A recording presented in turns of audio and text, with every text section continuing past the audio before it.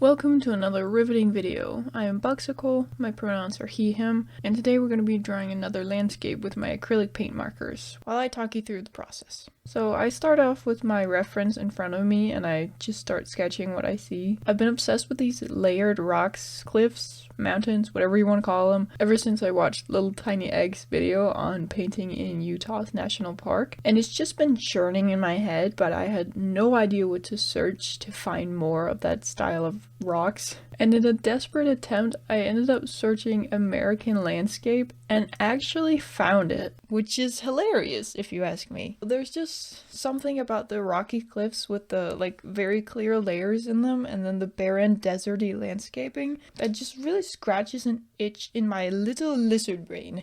So much so, in fact, that I have drawn two of them back to back. It's not something I do very often. I have yet to really nail those very distinct layers that drew me to that landscaping in the first place. But surely I will get it next time. I believe. Do you believe? That's so dumb. Where's that even from?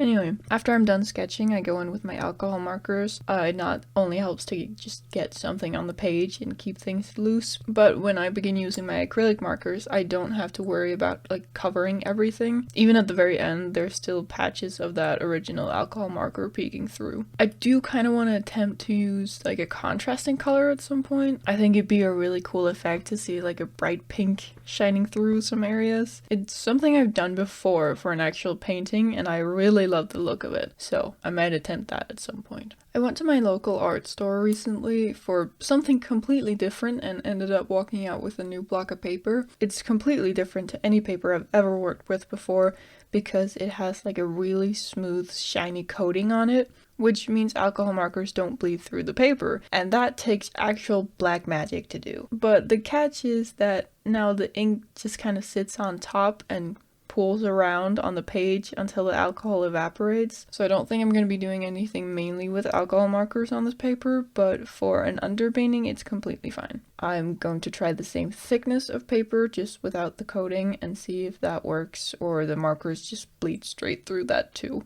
And honestly, this mentality of wanting to try something different when I'm done using this paper has made it a lot easier to just use up the paper without worrying about wasting it. This block has 30 pages, which is a lot of drawings, but it's not an unmanageable amount, so I can actually see a future where I finish this thing. And if I make a bad drawing in it, it's still enough pages where I don't feel bad about it or feel like I've wasted some super expensive paper or something. So I was a bit overwhelmed when I first had to start adding in my acrylic paint markers because I was having a hard time simplifying the reference picture in my head. I don't know why I thought this was my darkest blue. It's not. I even ended up going back in with my actual darkest blue and darkening some of these parts, but yeah, I have my reference picture up in front of me throughout this entire drawing, and in my head I'm trying to find the different values and simplify them into bigger shapes to make it easier to draw, which I found really hard to do with this big mountain. I don't know why I felt like I needed to start with the most difficult part first, but I did. It's kind of hard to explain what's going through my head and why I'm doing what I'm doing. At some point I might try and explain it in real time as I'm doing it, but for now I just start smacking down random blue shades to cover up the fact that I don't know what I'm doing. I don't know why I added 4 shrubs and then went back to working on the rocks. I vaguely remember having some train of thought as to why I did this, but I cannot for the life of me remember what it was. It's been a month since I did this, okay? Cut me some slack. But yeah, I just went back to working on the rocks for a little bit before really going ham on the grass. So normally I go in with the mid-tone, then shadows, and then highlights. But I don't even remember where I learned this. I think I might have heard it from more than one person, but for foliage, I go in with the shadows first and then add lighter colors on top. So the eagle-eye viewer may have noticed I've changed the colors from their natural rocky brown and sky blue, and I did that intentionally, actually, purely because of the limited color palette of my markers. I started off just picking whatever color I had the most shades of, which turned out to be blue. And then I just picked the nearby colors on the color wheel, so purple for the foliage and yellow for the sky. I've done multiple pieces before where I mess around with the colors and it always comes out super vibrant and interesting looking, but it is a bit scary to do because you're purely relying on your knowledge of color theory, which is not a knowledge I feel very confident in, but so far it has worked out every single time, so maybe I just need to trust my abilities a bit more. So these smaller mountains were a lot easier for me to do. I used the same technique as the big mountains, just with fewer colors, but the light and dark planes were a lot clearer with these two, so they were less of a struggle. And now I go back in with my darkest blue and just darken all the shadows. Where I put my colors might seem a bit random to you, and that would be because it is, with a few exceptions, like under the rocks where it's meticulous. Because I'm looking at the reference and I'm like, there's a rock, it's casting a shadow, boom, shadow. But most of it is based purely on vibes, and it will continue to be that way for the rest of the piece. Like, yeah, here, where I go in with my turquoise and just fill in the empty space. Almost all of that is covered by the end.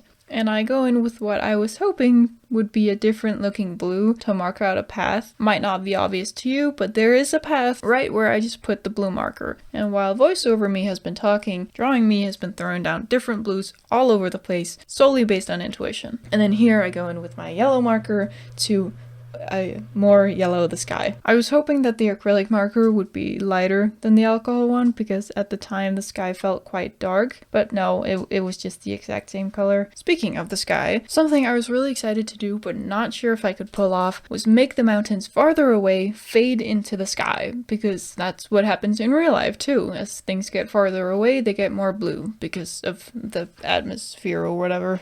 I don't know, I'm not smart. But I was worried that it would just look like green mountains, but despite my fears, I persevered. Is that a rhyme?